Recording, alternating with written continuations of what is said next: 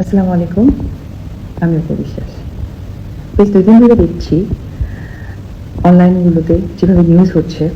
শবনম ইয়াসমিন বুবলির মা হওয়ার বিষয় নিয়ে এবার মুখ খুললেন ঢালিউড কুইন অপু বিশ্বাস। সম্প্রতি একটি ভিডিও বার্তায় এসে অপু বিশ্বাস বলেন, বুবলি যেই প্রেগনেন্টের নাটক করছে, আসলে এই বাচ্চার বাবা কে? সত্যি কি শাকিব খান নাকি অন্য কেউ? আসসালামু আলাইকুম। আমি অপু বিশ্বাস। বেশ ২ দিন ধরে দেখছি অনলাইনগুলোতে যেভাবে নিউজ হচ্ছে এবং হেডলাইন হচ্ছে আমার ভুল সিদ্ধান্ত আমার সন্তানের।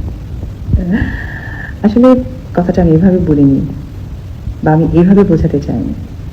সর্বোপরি প্রথমে বলতে চাই, আমার সন্তানকে নিয়ে আমার জার্নি, যুদ্ধ সব আপনারা দেখেছেন, সবাই জানেন।